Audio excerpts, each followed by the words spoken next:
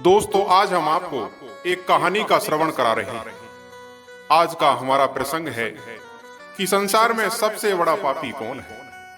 संसार में सबसे बड़ा पापी पुरुष है या स्त्री। दोस्तों, तोता और मैना की ये कहानी बहुत ही ज्ञानवर्धक कहानी है।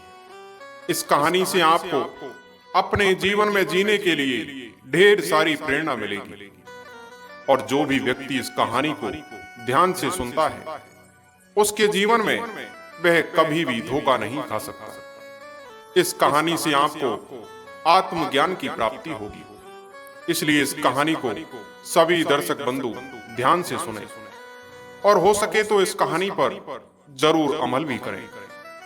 दोस्तों, एक नगर में एक राजा राज्य किया करते थे। उस राजा के राज्य में हर इंसान अपना जीवन राम राज्य की तरह जीता था। उस राज्य में कभी कोई इंसान पाप नहीं करता था। हर व्यक्ति सुख शांति से उस राज्य में जीवन व्यतीत करता था। उस राज्य में उस राजा की न्याय प्रक्रिया भी बहुत अच्छी थी।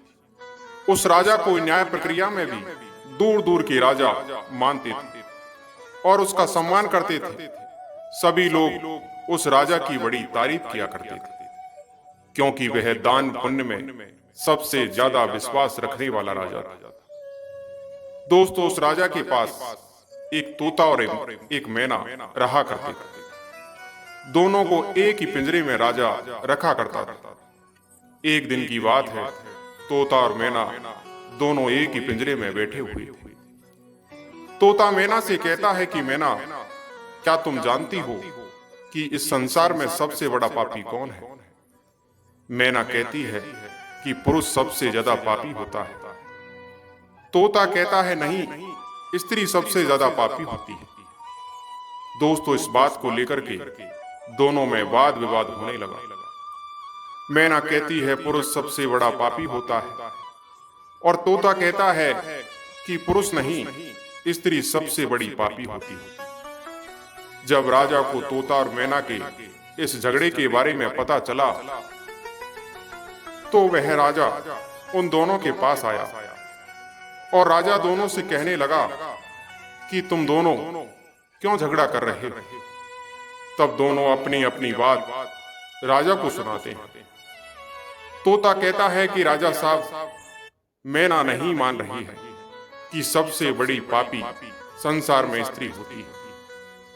मैना कहती है, राजा साहब, मैं कहती हूं कि इस संसार में सबसे बड़ा पापी पुरुष होता है। राजा तोता से कहता है कि तुम बताओ कि इस संसार में सबसे बड़ी पापी स्त्री क्यों होती है? उसके बाद तोता राजा से कहता है कि महाराज, मैं आपको एक कहानी सुनाता हूं। आपको इस कहानी के माध्यम से खुद पता चल जाएगा कि इस संसार में सबसे बड़ी पापी स्त्री होती है। दोस्तों, तोता त्रिया चरित्र की संपूर्ण कहानी राजा के समक्ष रखता है। तोता कहता है, महाराज, बहुत समय पहले की बात है। किसी राज्य में एक राजा रहा करता था। वह राजा बहुत ही धर्मात्मा राजा था। उस राज्य की चर्चाएं बहुत दूर दूर तक फैली हुई थी। उस राजा का एक पुत्र था जिसकी उम्र कुछ ज्यादा नहीं थी, 10 या 12 वर्ष होगी। वह राजकुमार बहुत ही सुंदर था। राजा कम उम्र में ही अपने पुत्र का विवाह कर देता है। राजा भी अब बूढ़ा हो चुका था, इसलिए एक दिन राजा ने सोचा कि अपने राजकुमार को अब राजा बना देना चाहिए, क्योंकि उस राजा ने कई शादियां की थी और पहले के राजाओं में यही नियम था कि राजा जितनी चाहे उतनी शादी कर सकता है। वह राजा अपने पुत्र को राजा बना देता है। उसकी शादी हो चुकी थी और एक नहीं, उस राजकुमार की 7 शादियां हो चुकी थी। अब उस राजकुमार की 7 रानियां थी। वह राजकुमार जो कि राजा बना हुआ था, वह रोज गुरुकुल में पढ़ने के लिए जाया करता था।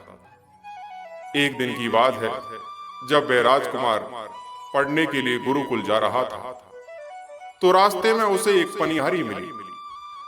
वह पनिहारी भी बहुत सुंदर थी। उस पनिहारी ने राजकुमार से पूछा कि महाराज, आप रोज रोज कहाँ जाते हैं? वह राजकुमार कहता है कि मैं रोज पढ़ने के लिए, विद्या ग्रहण करने के लिए अपने गुरु के पास जाता हूँ। पनिहारी कहती है, यह तो अच्छी बात है, लेकिन यह बताइए कि आपने त्रिया चरित्र पढ़ा है कि नहीं? राजकुमार कहता है कि नहीं। पनिहारी कहती है कि आप त्रिया चरित्र जरूर पढ़ना। राजकुमार कहता है कि यह त्रिया चरित्र क्या होता है? पनिहारी ने कहा कि आप यह बात अपने गुरु से जाकर पूछना और त्रिया चरित्र जरूर पढ़ना। राजकुमार कहता है कि मैं आज ही जाऊंगा और अपने गुरु से जाकर पूछूंगा कि आपने मुझे त्रिया चरित्र क्यों नहीं पढ़ा है। इतनी बात कहने के बाद वह राजकुमार वहां से चल देता है। उस पनिहारी की बात सुनकर राजकुमार गुस्से में गुरुकुल पहुंचते हैं। वह अपने गुरु को जाकर प्रणाम करता है। गुरुजी ने पूछा कि बेटा क्या हुआ, आज तुम क्रोध में क्यों दिखाई दे रही हो और तुम्हारी आंखें लाल क्यों हैं? क्या बात है, मुझे बताओ। राजकुमार ने क्रोध में जवाब दिया कि गुरुदेव, आपने मुझे त्रिया चरित्र क्यों नहीं पढ़ाया? यह बात आपने मुझसे क्यों छुपाई? त्रिया चरित्र के बारे में मुझे बताया क्यों नहीं? गुरु कहते हैं कि बेटा, तुम त्रिया चरित्र नहीं पढ़ पाओगे, क्योंकि त्रिया चरित्र पढ़ना खतरे से खाली नहीं होता, और जब तुम त्रिया चरित्र पढ़ोगे तो उसमें तुम्हारी जान भी जा सकती है। राजकुमार कहता है कि गुरुदेव, इसकी चिंता आप ना करें, अपनी रक्षा हम स्वयं कर लेंगे, आप केवल मुझे त्रिया चरित्र पढ़ाइए। गुरु कहते हैं कि ठीक है। अब राजकुमार गुरु से त्रिया चरित्र पढ़ने लगते हैं। त्रिया चरित्र पढ़ते पढ़ते राजकुमार को 1 साल हो गए, और जब 1 वर्ष हो गया तो गुरु ने कहा कि बेटा, अब तुम घर जा सकते हो और आराम से अपने राज्य को चला सकते हो। अब तुम्हें यहाँ आने की कोई आवश्यकता नहीं है। राजकुमार कहता है, ठीक है गुरुदेव। राजकुमार जैसे ही जाने को होता है, गुरुदेव उसे रोक लेते हैं और कहते हैं, बेटा, मैं तुम्हें एक ऐसा गुटका देता हूं। यह गुटका जब तुम अपने कानों में लगाओगे तो कोई भी तुम्हें पहचान नहीं पाएगा और तुम उसे पहचान लोगे। राजकुमार वह गुटका अपने हाथों में ले लेता है और गुरु ने कहा कि उस गुटका को ले जाओ और रात के 12 बजे आज ही की रात में अपने महल से निकल करके जंगल की तरफ जाना और पूर्व दिशा की ओर जाना, और जब तुम पूर्व दिशा की ओर जाओ तो यह गुटका अपने कान में लगा लेना और वहीं पर खड़े हो जाना। वह राजकुमार कहता है कि ठीक है गुरुदेव, मैं ऐसा ही करूंगा। वह गुटका लेकर राजकुमार अपने महल आ जाता है। जब रात के 12 बज जाते हैं तो उस राजकुमार की 7 रानियां सो जाती हैं। आधी रात के समय वह राजकुमार अपने हाथों में गुटका लेकर महल से जंगल की तरफ चल देता है। वह राजा जंगल में पूर्व दिशा की ओर जाता है और वहां जाकर अपने कानों में गुटका लगा लेता है और वहीं पर खड़ा हो जाता है। तो उसने क्या देखा? उसने देखा कि वही पनिहारी जो मुझे रास्ते में मिली थी, जिसने मुझे कहा था कि त्रिया चरित्र की पढ़ाई पढ़ो, वही पनिहारी एक थाली में खाना लेकर आधी रात को जा रही है। वहां थोड़ी ही दूरी पर एक संत अपनी कुटिया में रहते थे। वह पनिहारी संत के पास खाना लेकर जा रही है। राजा ने देखा कि यह तो वही पनिहारी है जिसने मुझसे कहा था कि त्रिया चरित्र की पढ़ाई जरूर पढ़ना, लेकिन पनिहारी उस राजा को नहीं पहचान पाई, क्योंकि राजा के कानों में गुटका लगा हुआ था। गुटका लगने की वजह से राजा किसी को भी पहचान सकता था। राजा ने अपने मन में सोचा कि चलो इसके पीछे चलते हैं कि यह आधी रात को भोजन लेकर संत की कुटिया की तरफ क्यों जा रही है, इसका क्या कारण है। अब तो राजकुमार भी उसके पीछे पीछे छुपता हुआ चल दिया। अब वह पनिहारी उस कुटिया में उस साधु के पास पहुंचती है उस बाबा के पास एक जादू की पोटली थी। वह बाबा जादूगर था। राजा पीछे पीछे गया और वह राजा अपने आप को छुपा करके देख रहा था कि वह पनिहारी और बाबा अब क्या करेंगे। साधु ने उस पनिहारी से कहा कि अरे पनिहारी, पहले तो मुझे ये बताओ कि आज आने में इतनी देर कैसे लग गई। हाथ जोड़कर वह पनिहारी कहने लगी कि महात्मा, मेरा गौना हो चुका है और हमारे पति हमें ले जाने के लिए आए हैं। हमें लेकर कल चले जाएंगे, इसलिए हमें उन्हें सुलाने में थोड़ी देर लग गई और यहाँ आने में भी देर हो गई। जब यह बात साधु ने सुनी कि इसका विवाह हो चुका है और इसका पति इसे लेने आया है, तो वह साधु कहता है कि पनिहारी, इसका मतलब है कि तुम अपने पति के साथ जाना चाहती हो, तो फिर तुम हमारे पास क्यों आई? चली जाओ यहां से।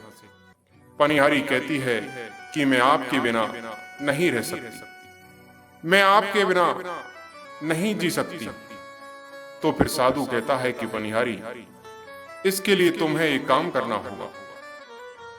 साधु एक बड़ा सा चाकू निकालता है और उस पनिहारी को चाकू देते हुए कहता है कि पनिहारी, इस चाकू से अपने पति की गर्दन काटकर यहां लेकर आओ और अपने उस पति को मार दो जो हमारे और तुम्हारे बीच में दरार बन रहा है। तब मैं तुम्हें रखूंगा और तुमसे विवाह करूंगा, तुम्हें अपनी पत्नी बनाऊंगा। बिना कुछ सोचे समझे वह पनिहारी चाकू लेती है और दौड़ते हुए अपने घर जाती है। उसका पति सो रहा था। वह जाकर अपने पति की गर्दन काट देती है और उसकी गर्दन को लेकर साधु के पास आती है। और जो राजकुमार थे वो उसके पीछे पीछे उसका सारा कारनामा देख रहे थे। जब साधु ने देखा कि यह अपने पति को मार करके उसकी गर्दन यहां लेकर आई है, साधु को बहुत गुस्सा आया। साधु ने उसे लात मारी और कहा, भाग जा यहां से, अब तू अपने पति की नहीं हो सकी। जिसके साथ तूने फेरे लिए हैं तो तू मेरी क्या होगी? जल्दी भाग जा यहां से, अगर तू मेरे पास दोबारा आई तो मैं तुझे जीवित नहीं छोड़ूंगा। साधु की यह बात सुनकर उस पनिहारी को ऐसा लगा जैसे उसके पैरों तले जमीन खिसक गई हो।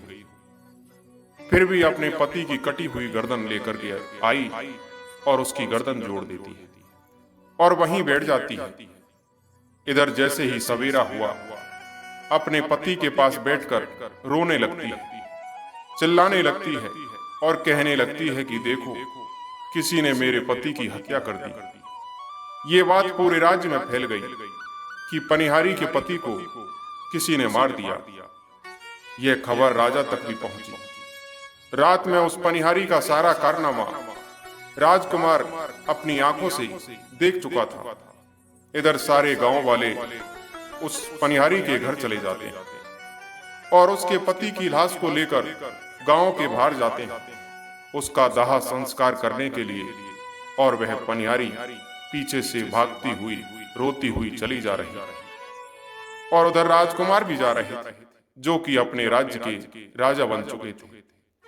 पनिहारी रोती हुई चिल्लाती हुई पहुंची और कहने लगी, मैं तो सती बनूंगी, क्योंकि अगर जब मेरे पति ही नहीं रहे तो ऐसे जीवन का क्या फायदा, मैं इन्हीं के साथ सती हो जाऊंगी। राजा को उसकी बातें सुनकर हंसी आ जाती और राजा कहता है कि त्रिया चरित्र जाने ना कोई और कसम मार के सती हुई।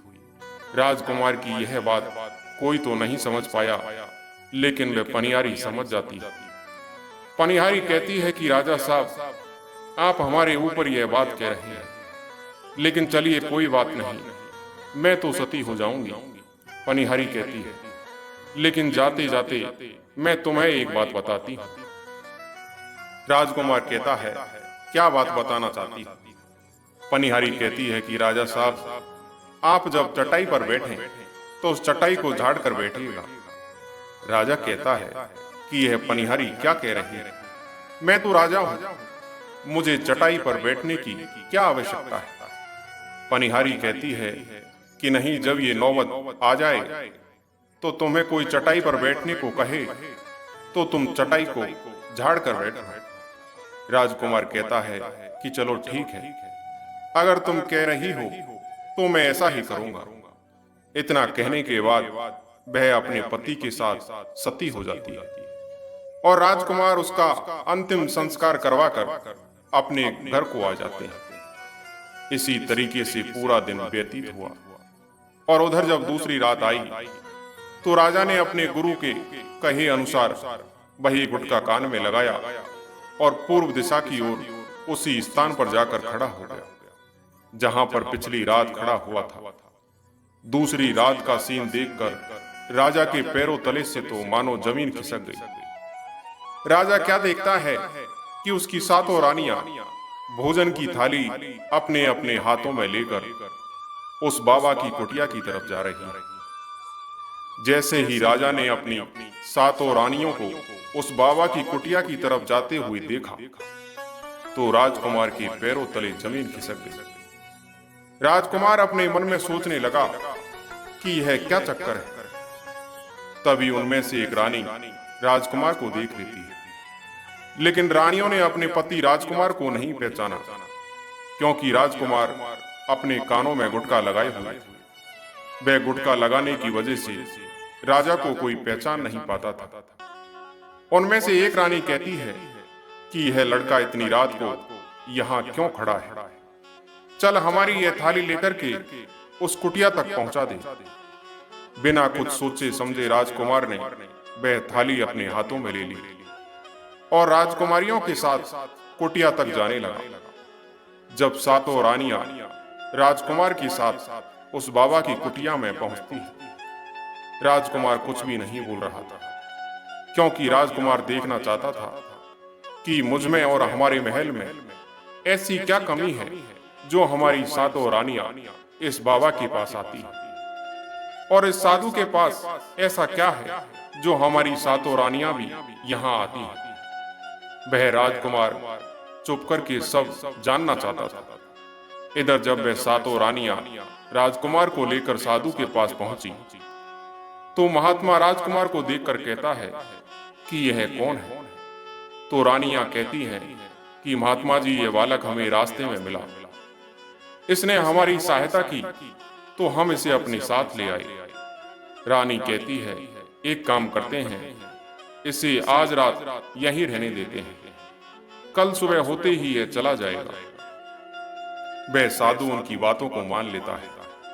वह साधु अपने एक शिष्य को बुलाता है और उससे कहता है कि आज के लिए इस बालक के रुकने की व्यवस्था कर दो। वह शिष्य राजकुमार को लेकर एक कमरे में जाता है। उस कमरे में एक चटाई बिछी हुई थी। शिष्य कहता है कि देख भाई, आज तुझे इस चटाई पर सोना पड़ेगा। वह शिष्य राजकुमार को इतना कहकर वहां से चला जाता है।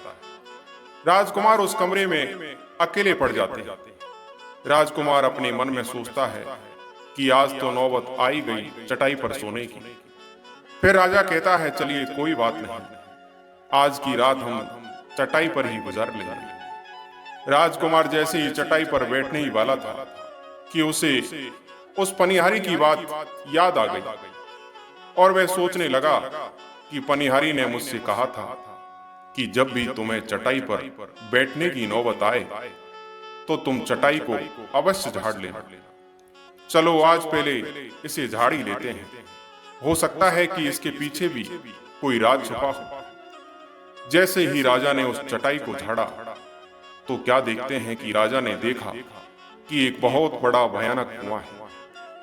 राजा ने जब उस कुएं को देखा तो राजा की होश उड़ गई। राजा ने उस कुएं के अंदर झांक करके देखा तो राजा को अंदर बहुत सारे कैदी दिखाई देते हैं जिन्हें उस साधु ने अंदर कैद करके रखा था। उन कैदियों में से एक आदमी ने राजकुमार को पहचान लिया। वह आदमी राजकुमार से कहता है कि राजकुमार, आप यहाँ कैसे आ गए। राजकुमार कहता है कि धीरे बोल, नहीं तो सब पोल पट्टी खुल जाएगी। तब सभी कैदियों ने कहा कि राजा साहब, आप यहाँ से भाग जाइए, हम तो यहाँ से निकल नहीं पाए, लेकिन आप यहाँ से भाग जाइए। नहीं तो आपका भी यही हाल हो जाएगा जो कि हमारा हुआ है। आप भी यहाँ फंस जाएंगे। आपको भी पकड़ कर यह साधु इसी कुएं में डाल देगा। आप जितना जल्दी हो सके यहाँ से भाग जाइए। दोस्तों, राजा उस कमरे के अंदर गया तो राजा ने अपने कान से गुटखा निकाल लिया था, और जब राजा वहां से भागा तो अपने कान में गुटखा लगाना भूल गया। राजा को भागते हुए उन रानियों ने और साधु ने देख लिया। रानियों ने जब राजा को भागते हुए देखा तो रानियां कहती हैं कि यह तो हमारे पति हैं। रानियां उन महात्मा से कहती है कि महात्मा जी, अब तो हमारी सारी पोल पट्टी खुल जाएगी। उन्होंने हमें यहाँ देख लिया है, अब हमारा क्या होगा। वह साधु कहता है कि तुम यहाँ क्या देख रही हो, जल्दी जाओ और अपने पति को पकड़ कर लाओ। वह सातों रानियां राजकुमार को पकड़ने के लिए दौड़ी दौड़ी राजमहल की ओर और राजा के पीछे पीछे भागती है। लेकिन राजकुमार इतना तेज भागा कि वह अपने महल जा पहुंचा। रानियां घबरा गई। रानियों के से तो होश उड़ गए। रानियां फिर वापस उसी बाबा के पास आती हैं और बाबा से कहती हैं कि महाराज, अब तो हमारे पति हमें जीवित नहीं छोड़ेंगे। हम जैसे ही घर जाएंगे वह हमारी जान ले लेंगे। महात्मा, आप हमें बचा लीजिए, इसका कोई उपाय कीजिए। तब जाकर वह साधु उन रानियों को एक जादुई कील देता है और कहता है कि जब तुम महल जाओ तो अपने पति को बहला फुसला कर उसके माथे में यह कील ठोक देना। यह जादुई कील तुम्हारे पति को बकरी बना देगा और तुम सातों रानियां मिलकर उसे मार देना। बस उसकी कहानी खत्म हो जाएगी और तुम सातों रानियां बच जाओगी। सातों रानियां महात्मा के द्वारा बताए अनुसार कार्य करने को तैयार हो जाती है। वह सातों रानियां साधु की बात मान लेती है और जादुई कील लेकर महल आती है। वह सातों रानियां आपस में विचार करती है कि राजा सबसे ज्यादा प्रेम सबसे छोटी वाली रानी को करते हैं। तो वह रानियां मिलकर जादू वाली कील छोटी रानी को दे देती है और कहती है, यह तुम्हारा काम है, तुम किसी भी तरह राजकुमार के सिर में यह कील ठोक देना। वह छोटी वाली रानी कहती है कि ठीक है। वह कील छोटी वाली रानी ले लेती है। अब राजा ने उन सातों रानियों को आते हुए देखा तो क्रोध में कहा कि पहले तुम यहीं रुको, पहले मुझे यह बताओ कि हमारे राज्य में और हम में ऐसी क्या कमी है कि तुम आधी रात को उस साधु के पास जाती हो, इसका क्या कारण है। तो सातों रानियां हाथ जोड़कर कहती हैं कि महाराज, हमें माफ कर दीजिए, हमें लगता है कि उस साधु बाबा ने हम पर कोई जादू टोना कर दिया था, इसलिए हमसे ऐसी गलती हो गई। अब से ऐसी गलती हमसे कभी नहीं होगी। छोटी रानी की ऐसी बातें सुनकर राजा उनकी बातों को मान लेता है, क्योंकि वह राजा छोटी रानी से बहुत प्रेम करता था। वह राजा भी सोचने लगता है कि शायद उस बाबा ने ही इन पर कोई जादू टोना किया होगा। राजा अपनी सातों रानियों को माफ कर देता है और कहता है कि ठीक है, तुम अपने कमरे में चली जाओ। सबसे छोटी रानी, जिससे राजकुमार बहुत प्रेम करता था, सबसे छोटी रानी राजकुमार को खाना खिलाती है और राजकुमार को सुला देती है। जब वह राजा सो गया तो सभी रानियां भी वहीं आ जाती हैं। सबसे छोटी रानी वह जादुई कील निकालती है और राजा के सिर में ठोक देती है। छोटी रानी ने कील जैसे ही ठोकी, राजा पूरी तेजी से उठा, लेकिन इतनी समय में वह बकरी बन चुका था। अब उस राजा में इतनी शक्तियां नहीं थी कि उन रानियों से मुकाबला कर सके। रानियां उस राजा को पकड़ने लगी, लेकिन राजा ने फिर भी हिम्मत नहीं हारी और अपने महल की खिड़की से कूदकर राजा भागते भागते अपने गुरु के पास पहुंचते हैं। बकरी बना राजा कहने लगा कि गुरुजी, मुझे माफ कीजिए और मेरी जान बचाइए, नहीं तो मैं मारा जाऊंगा। गुरु कहते हैं कि बेटा, मैंने तुमसे कहा था कि तुम त्रिया चरित्र मत सीखो, इसमें जान भी जा सकती है। अब सीखो त्रिया चरित्र, देखा इसका नतीजा। राजकुमार कहता है, गुरुदेव मुझे माफ कर दो, और जल्दी मेरी जान बचाओ, नहीं तो मैं मारा जाऊंगा। मेरी ही रानियों ने मेरे सिर में जादुई कील ठोक दी है, जिसकी वजह से मैं बकरी बन चुका हूँ। गुरु ने जब ध्यान से देखा तो कहा कि यह जादुई कील है जो उस साधु ने दी है। मैं तुम्हें अब नहीं बचा सकता। राजकुमार कहता है कि नहीं गुरुदेव, ऐसा मत कहिए, मैं आपका शिष्य हूँ, आपका कर्तव्य है मेरी जान बचाना। गुरु कहते हैं कि ठीक है बेटा, मैं तुम्हें बचा तो नहीं सकता, लेकिन एक उपाय है। राजकुमार कहता है क्या गुरुदेव? गुरु कहते हैं कि हम तुम्हें तोता बना देंगे, और जब हम तुम्हें तोता बना देंगे तो तुम राजा सुकवाल के राज्य में चले जाना और वहीं जाकर रहना, क्योंकि राजा सुकवाल के राज्य में उस साधु का जादू नहीं चलता है। वह राजकुमार कहता है ठीक है गुरुदेव, आप हमें तोता बना दीजिए। वह गुरुदेव उसे तोता बना देते हैं, और वह तोता बनने के बाद राजा सुकवाल के राज्य में पहुंच जाता है। एक शहर के पास एक छोटा सा जंगल था, जहां पर बहुत सारे तोता रहते थे। वहीं जाकर रहने लगा, और इधर सातों रानियां उस राजकुमार को खोज रही थी। जब राजकुमार नहीं मिला तो वह फिर से उस बाबा के पास जाती हैं और कहती हैं कि बाबा जी, वह राजकुमार तो भाग चुका है, आप अपनी पोटली निकालिए और देखिए कि वह कहाँ है। वह महात्मा अपनी पोटली खोलता है और देखता है कि वह राजकुमार तोता बनकर के राजा सुकवाल के राज्य में रह रहा है। वह साधु यह सारी बातें रानियों को बताता है, तो रानियां कहती हैं कि बाबा, अब हम क्या करें? वह साधु कहता है कि अब तुम अपने राजमहल में जाओ और राज्य में यह घोषणा करवा दो कि जो भी तोता पकड़ करके लाएगा, हम उसे 50 सोने के सिक्के देंगे। तोता राजा से कहता है महाराज, सभी सातों रानियां अपने महल पहुंचती हैं और अपने राज्य में घोषणा करवा देती है कि जो भी तोता पकड़ कर लाएगा, हम उसे 50 सोने के सिक्के देंगे। उस राज्य में जितने बहेलिया थे, तोता पकड़ने के लिए चारों तरफ घूमने लगते, और जो भी तोता पकड़कर रानी के पास जाते और 50 सिक्के लेकर चले जाते, और वे सातों रानियां उन तोतों को मार दिया करती थी। ऐसे धीरे धीरे समय निकलता रहा, और इधर वह तोता बना राजकुमार जहां गया था, वहां सारे तोताओं से बहुत अच्छी अच्छी बातें करता था, उन्हें बहुत ज्ञान की बातें सुनाया करता। तो उन सभी तोतों ने को लगा कि यह तोता तो बहुत समझदार है, यह तोता तो बहुत अच्छी अच्छी बातें करता है, इसे हम अपना राजा बना लेते हैं। सभी तोताओं ने मिलकर उसे राजा बना लिया। वह राजकुमार सभी तोताओं का राजा बन जाता है। एक दिन बहेलिया तोता पकड़ने राजा सुकवाल के राज्य में पहुंच जाता है, और वह उसी पेड़ के पास पहुंच जाता है जहां पर वह राजकुमार तोता बनकर छुप कर रह रहा था। जब उस बहेलिया ने खूब सारे तोतों को देखा, तो बहेलिया ने सोचा कि अगर हम इतने सारे तोता पकड़कर रानी के पास ले जाएंगे तो हमें बहुत सारे सोने के सिक्के मिल जाएंगे। लेकिन वह बहेलिया सोचने लगा कि हम इतने सारे तोतों को पकड़ेंगे कैसे? जिस पेड़ पर वह तोता रहते थे, वह पेड़ गोंद वाला था। जैसे ही सुबह हुई, उस पेड़ से सभी तोता उड़कर दाना पानी के लिए बाहर चले जाते। और इधर बहेलिया क्या करता है, अपने चाकू से पेड़ पर चारों तरफ कट लगा देता है, जिससे कि पेड़ से बहुत सारे गोंद निकल आए। पेड़ के चारों तरफ गोंद ही गोंद हो जाता है।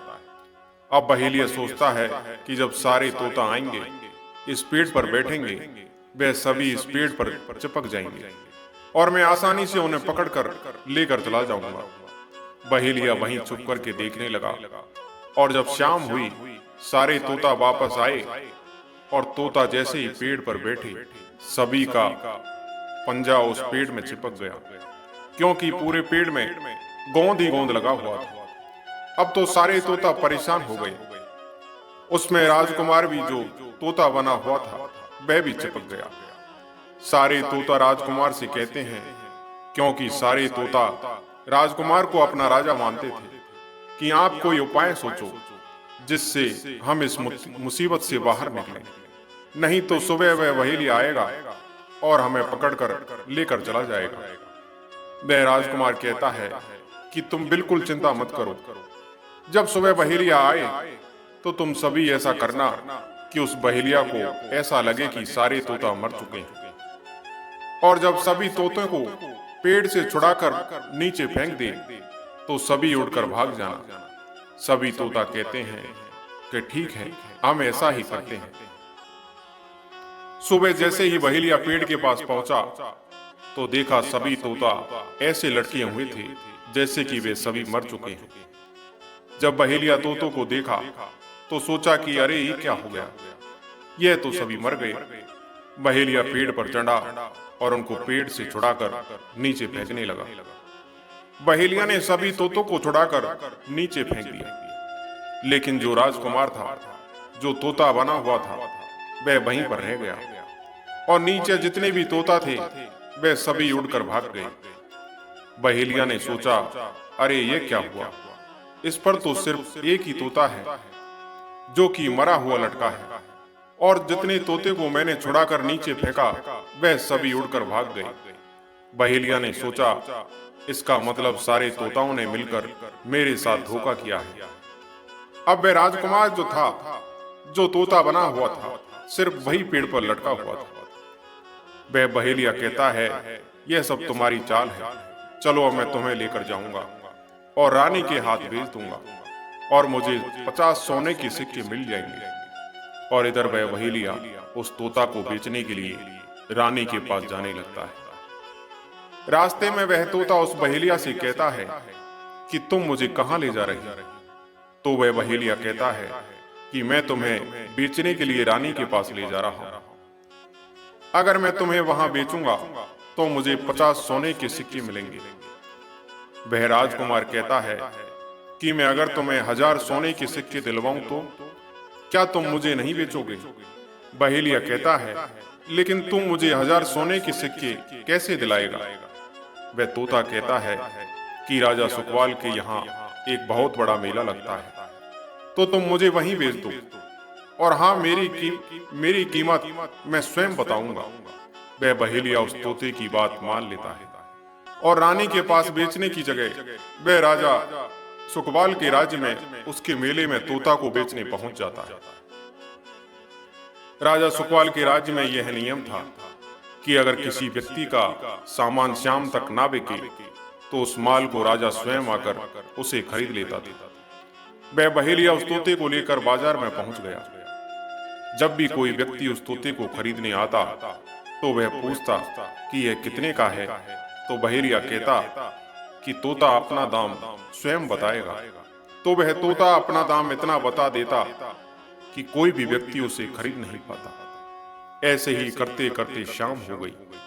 अब शाम हो गई तो सभी अपनी अपनी दुकान लेकर चले गए। सभी का दुकान उजड़ गया, बस एक बहेलिया और एक तोता ही रह गए थे। इधर राजा ने अपने सिपाहियों को आदेश दिया कि जाओ देख कर आओ कि किसी का सामान तो नहीं रह गया। जब राजा के सिपाही आए तो उन्होंने देखा कि एक बहेलिया तोता को लेकर बैठा हुआ है। सिपाही बहेलिया से कहते हैं कि हे बहेलिया, तुम्हारा यह तोता क्यों नहीं बिका? तुम इसे कितने में बेच रही हो? तो वह तोता कहता है कि जो इन्हें 1000 सोने के सिक्के देगा वही मुझे खरीद पाएगा।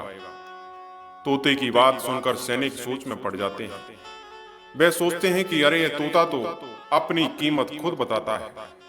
सिपाही राजा के पास जाते हैं और राजा को सारी बात बताते हैं और कहते हैं कि महाराज, एक बहेलिया एक तोता लेकर बैठा हुआ है, लेकिन वह तोता अपना मूल्य स्वयं बताता है। वह इतना महंगा बताता है कि शायद इसलिए उसे कोई खरीदार खरीद नहीं सका। राजा सिपाहियों से पूछता है कि वह तोता अपना मूल्य कितना बता रहा है? तो सिपाही कहते हैं कि वह अपना मूल्य 1000 सोने के सिक्के बता रहा है। राजा कहता है कि चलिए हम स्वयं चलकर वह तोता खरीदेंगे। अगर हम उसका तोता नहीं खरीदेंगे तो हमारी बदनामी होगी कि राजा के बाजार में वह तोता नहीं बिका। राजा अपने रथ पर सवार होकर बाजार में पहुंचता है। राजा बहेलिया से कहता है कि बहेलिया, इसका क्या मोल है? बहेलिया हाथ जोड़कर कहता है कि राजा साहब, अपना मूल तोता स्वयं बताएगा। वह राजा फिर तोते से पूछा तो तोता कहता है कि राजा साहब, जो इन्हें 1000 सोने के सिक्के देगा वही मुझे खरीद पाएगा। राजा अपने सिपाहियों से 1000 सोने के सिक्के मंगवाता है और बहेलिया को पकड़ा देता है और तोता को लेकर अपने महल चला आता है। इस प्रकार वह तोता अब उस राजा के पास रहने लगा। वह तोता राजा को बहुत अच्छी अच्छी बातें बताने लगा। जब राजा पर कोई खतरा आने वाला होता तभी वह तोता बता देता कि राजा साहब, आप पर यह खतरा आने वाला है। अब तो राजा भी उस तोते से बहुत अधिक प्रेम करने लगे। जब यह बात रानी को पता चली कि राजा एक ऐसा तोता लेकर आए हैं जो कि बोलता है और बहुत अच्छी अच्छी बातें बताता है, तो रानी राजा से कहती है कि उस तोते को मेरे पास भिजवा दीजिए।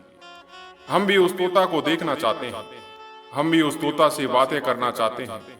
राजा अपने मंत्रियों से कहकर वह तोता रानियों के पास भिजवा देता है। रानी उस तोते से बातें करके बहुत खुश हो जाती है। अब रानी भी तोते से बहुत प्रेम करने लगती है। तोता राजा से कहता है, महाराज, उस रानी की एक पुत्री थी जो कि बड़ी ही सुंदर थी।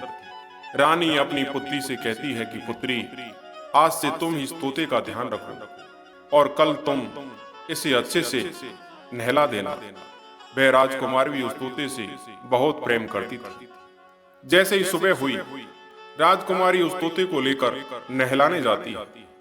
जब राजकुमारी उस तोते को नहला रही थी तो उसने देखा कि उसके सिर में एक कील धसी हुई है।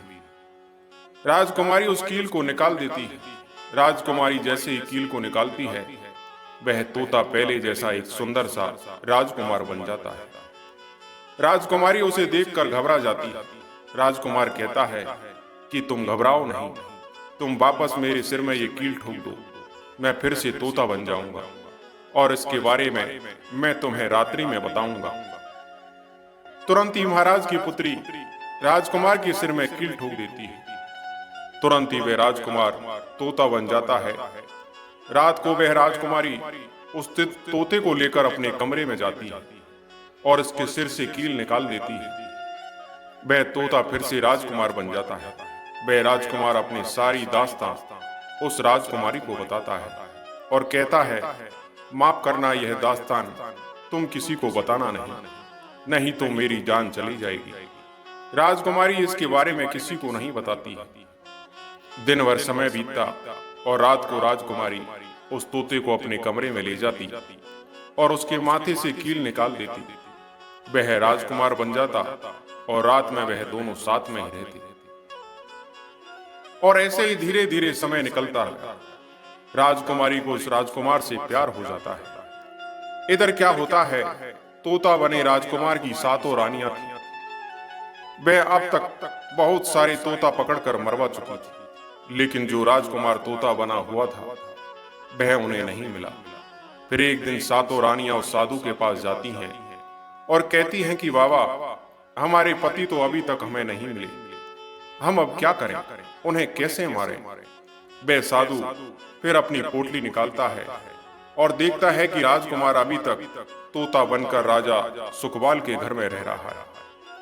वह साधु उन 7 रानियों से कहता है कि तुम एक काम करो, तुम नृत्य कला सीखो, हम सभी मिलकर उस राजा के घर नृत्य कला करने जाएंगे और जब राजा हम पर प्रसन्न हो जाएगा और हमें कुछ मांगने को कहेगा तो हम उस तोते को ही मांग लेंगे और फिर आसानी से उसे मार देंगे। धीरे धीरे समय बीता। साधु तबला बजाता और 7 रानियां नृत्य कला सीखती। वह पूरी तरह से नृत्य कला सीख चुकी थी। अब साधु को लगा कि हम सफलता प्राप्त कर सकते हैं और उस तोते को उस राजा से मांग सकते हैं। वह साधु का भेष बदलकर उन 7 रानियों को नृत्य कला वाली स्त्री बना करके राजा सुखवाल के दरबार में पहुंच गया। राजा उस साधु से पूछता है कि आप कौन हैं, यहाँ क्यों आए हैं। वह साधु कहता है कि हम सब नृत्य कला वाले हैं, आपके महल में हम नृत्य सिखाना चाहते हैं। राजा सुखवाल को भी गाने बजाने का बहुत शौक था। वह मान जाते हैं। उधर वह साधु अपना गाना बजाना शुरू करता है।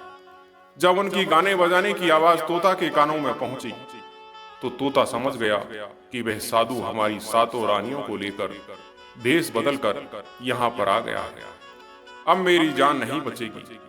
जब रात हुई तो राजकुमारी उस तोते को लेकर अपने कमरे में जाती है। उस तोते के सिर से कील निकालती है और वह तोता राजकुमार बन जाता है। वह राजकुमार सारी बातें उस राजकुमारी को बताता है और कहता है कि देखो, जो यह गाने बजाने वाले आए हैं, यह वही साधु है। यह गाने बजाने से राजा को खुश कर देगा और बदले में मुझे मांग लेगा और ले जाकर मुझे मार देगा। वह राजकुमार कहता है कि सुनो राजकुमारी, जब राजा बोले कि तोता को लेकर आओ तो तुम मुझे मत देना। जब राजा स्वयं ही मुझे लेने आए तब भी तुम मुझे मत देना। कह देना कि मैं इस तोते को नहीं दूंगी। और जब राजा ना माने, राजा तुमसे जिद करे और मुझे मांगे, तब तुम गुस्से में आकर के पिंजरे को फेंक देना। उसके बाद अपने बचने का रास्ता मैं स्वयं ही ढूंढ लूंगा। रात गाना बजाना हुआ तो राजा खुश होकर उन्हें कहते हैं कि मांगो, क्या मांगना चाहते हो। वह साधु कहता है कि जो आपके पास तोता है, जो आप कुछ दिनों पहले ही खरीदे हैं, वह तोता आप मुझे दे दो। राजा कहता है ठीक है। राजा अपने मंत्री को आदेश देता है कि जाओ उस तोते को लेकर आओ। वह मंत्री राजकुमारी के पास पहुंचता है और कहता है कि यह तोता मुझे दे दो। राजकुमारी कहती है नहीं, मैं तोता को नहीं दूंगी। मंत्री कहता है कि देखिए, आप जिद मत कीजिए। राजकुमारी कहता है कि तुम जाओ और मेरे पिताजी को यहाँ भेज दो, वह आकर इसे ले जाएंगे। मंत्री राजा को जाकर सारी बात बताता है। राजा स्वयं ही आता है और उस तोते को लेने के लिए वह राजा जाकर कहता है कि बेटी, यह तोता मुझे दे दो। यह नृत्य कला वाले को देना है जो रात भर यहाँ गाना बजाना किए हैं, यह उन्हें देना है। तो राजकुमारी कहती है कि पिताजी, यह तोता मैं नहीं दूंगी। राजा क्रोध में आकर कहने लगा कि बेटी, यह कैसी बातें कर रही है, इसे देने का मैंने वादा किया है। जब राजकुमारी ने राजा को क्रोध में देखा तो राजकुमारी को भी गुस्सा आ गया और राजकुमारी गुस्से में पिंजरे को जमीन पर फेंक देती है। जैसे ही वह पिंजरा जमीन पर गिरा, वह टूट गया और तोता जो था वह सरसों का दाना बन गया। यह देखते ही साधु तुरंत कबूतर बन जाता है और उस दाने को चुगने लगता है। वह सरसों का दाना एक नाली में जाकर गिरता है। जैसे ही वह दाना नाली में गिरता है, वह राजकुमार बाज बन जाता है और एकदम से कबूतर पर झपट्टा मारता है और उसे मार देता है। इस तरह से उस साधु की मौत हो जाती है। राजा यह सब देखकर आश्चर्यचकित हो जाता है। वह बाज उस कबूतर को मारकर फिर से तोता बन जाता है और राजकुमारी उस तोते के सिर से कील निकाल देती है और वह फिर से पहले जैसा राजकुमार बन जाता है। वह राजकुमारी अपने पिता को सारी बात बता देती है। वह राजकुमार कहता है कि राजा साहब, मैं भी एक राजा हूँ और मैं आपकी बेटी से प्रेम करता हूँ और मैं उससे शादी करना चाहता हूँ। वह राजा अपनी पुत्री से कहते हैं कि क्या तुम इससे शादी करना चाहती हो। राजकुमारी कहती है कि हाँ पिताजी, मैं इनसे प्रेम करती हूँ। राजकुमार उस राजा की पुत्री से विवाह करके अपने राज्य को चला आता है और जो उनकी सातों पत्नियां थी उनको पकड़वा कर बंदी गृह में बंद करवा देता है। तोता कहता है महाराज, इस तरह संसार में सबसे बड़ी पापी स्त्री होती है। दोस्तों, तोता की कहानी सुनने के बाद राजा मैना से कहते हैं कि मैना, अब तुम बताओ कि संसार में सबसे बड़ा पापी पुरुष कैसे हुआ। तब मैना एक छोटी सी कहानी सुनाती है और कहती है कि राजा साहब, एक नगर में एक सेठ रहा करता था। उस सेठ का एक लड़का था और वह लड़का रात दिन बुरे कामों में लगा रहता, जुआ और सट्टा खेलता रहता। सेठ के खूब समझाने के बावजूद भी वह लड़का नहीं समझा। सेठ उसको समझाते समझाते एक दिन भगवान को प्यारा हो गया। सेठ की मृत्यु हो गई। मैना आगे कहती है, महाराज, जब पिता की मृत्यु हो गई तो वह लड़का और भी ज्यादा स्वतंत्र हो गया। अपने पिता की सारी जमा पूंजी को सट्टे में फूंक दिया। सट्टेबाजी में ही पूरी जमा पूंजी को लगा दिया और बर्बाद होकर के जमीन दौलत सब कुछ बेचकर सट्टेबाजी में लगा दिया। अब वह सेठ का लड़का रोड पर आ गया। उसके पास अब कुछ नहीं बचा। अब तो उसने गांव छोड़ने का निश्चय लिया और एक दिन गांव छोड़कर शहर की ओर निकल लिया। घूमता घूमता वह एक नगर में पहुंचा। उस नगर में एक सेठ के घर के बाहर बैठ गया। सेठ ने उस लड़के को देखा और देखने के बाद सेठ सोचने लगा कि यह लड़का बड़ा सुंदर है। हो सकता है या तो कोई सेठ का लड़का हो या किसी राजा का लड़का हो। सेठ इसी बात को सोचकर उस लड़के को अपने पास बुलाते हैं और उस लड़के से पूछते हैं, भाई तुम कहां से आए हो? दिखने में तो बड़े सुंदर हो, सीधे सादे लगते हो। तुम कौन हो? कहां से आए हो? तुमको क्या परेशानी है? लड़का सेठ से बोला, सेठ जी मैं एक बहुत बड़ा व्यापारी हूं। रास्ते में कुछ गुंडों ने, कुछ लुटेरों ने मिलकर के मेरा सामान लूट लिया और मैं यहां पहुंच गया हूं। मैना कहती है महाराज। उस लड़के की बात सुनकर सेठ उस लड़के पर विश्वास कर लेता है। लड़का सेठ से कहता है कि सेठ जी मेरा सारा सामान लुटेरों ने लूट लिया। मेरे पास कुछ भी नहीं है, खाने को भी मेरे पास कुछ भी नहीं है। सब कुछ लुटेरों ने लूट लिया। मेरे पास मेरे गांव जाने के लिए भी पैसे नहीं है। सेठ उस लड़के की बात पर विश्वास कर लेता है। लड़का कहता है, सेठ जी यदि आप मेरी थोड़ी सी सहायता कर दें तो मैं अपने गांव पहुंच सकता हूं और आपका बहुत ही भला होगा, आपकी बड़ी कृपा होगी। इधर सेठ सोचने लगा कि लड़का व्यापारी है और बड़ा सुंदर भी है और ज्ञानी भी है, बड़ा व्यापारी भी है। यही बात सोचकर वह सोचने लगता है कि क्यों ना मैं अपनी लड़की की शादी इस लड़के से करवा दूं। यही सोचकर सेठ उस लड़के से कहता है, बेटा मैं अपनी पुत्री की शादी तुम्हारे साथ कर दूं तो तुम्हें कोई आपत्ति तो नहीं है? लड़का सेठ की बात सुनकर मन ही मन अंदर ही अंदर बड़ा खुश होने लगता है। लड़का सेठ से कहता है, हाँ सेठ जी मैं तैयार हूं। यदि आपका हुक्म है, आपका आदेश है तो मैं कैसे मना कर सकता हूं। अब तो वह सेठ अपनी पुत्री की शादी उस लड़के से कर देते हैं। काफी सारा धन दौलत और दासियां देकर अपनी पुत्री को उस लड़के के साथ सेठ विदा कर देते हैं। जब लड़का राजा की पुत्री को लेकर के जाता है तो रास्ते में उन्हें जंगल पड़ता है।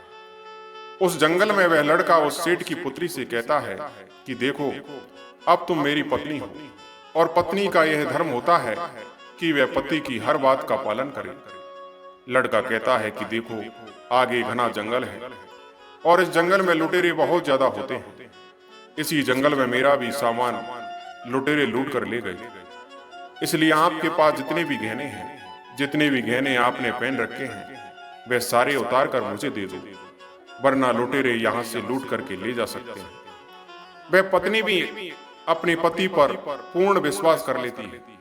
वह कहती है, ठीक है यदि आप कह रहे हैं तो मैं अपने सारे गहने उतार कर आपको दे देती हूँ।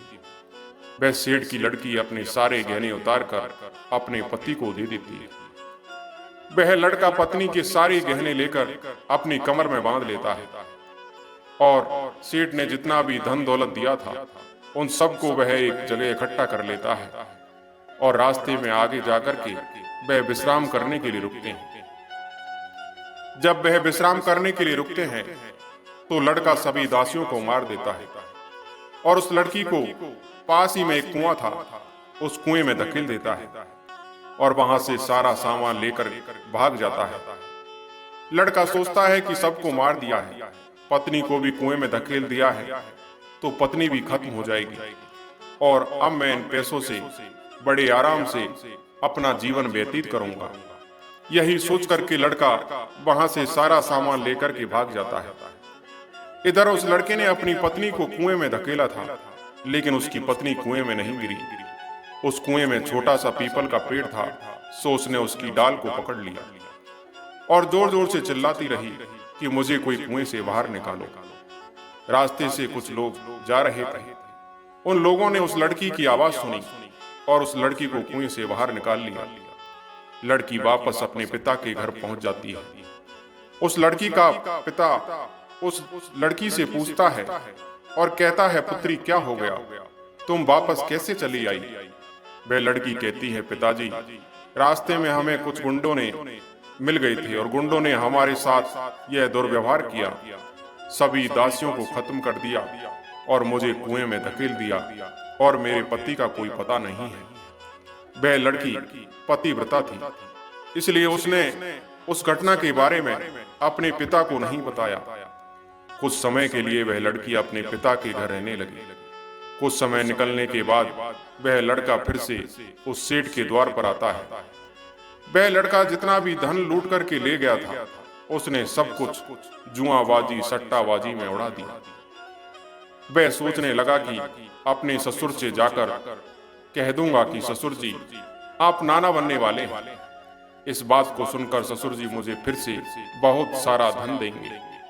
यही सोचकर वह लड़का फिर से उस सेठ के द्वार पर आता है, लेकिन उस लड़के को द्वार पर ही उसकी पत्नी मिल जाती है। वह लड़की अपने पति को देखकर पहले तो थोड़ा गुस्सा होती है और बाद में अपने पति को बुलाकर कहती है कि देखो, मैंने अपने पिता को ऐसी कोई बात नहीं बताई है। मैंने अपने पिता से यह कहा है कि हमें रास्ते में कुछ लुटेरों ने लूट लिया और दासियों को मार दिया है और मुझे कुएं में धकेल दिया है और मेरे पति का कुछ पता नहीं है। यही बात आपको भी मेरे पिता से कहनी है। लड़का अपनी पत्नी की इस बात को सुनकर बड़ा खुश होता है। सोचने लगता है कि मेरी पत्नी तो वास्तविकता में पतिव्रता है। अब तो लड़का अपनी पत्नी की बात सुनकर बड़ा प्रसन्न हुआ। वह लड़का फिर से सेठ के पास जाता है और पत्नी ने जो बात कही वही बात सेठ से कहता है।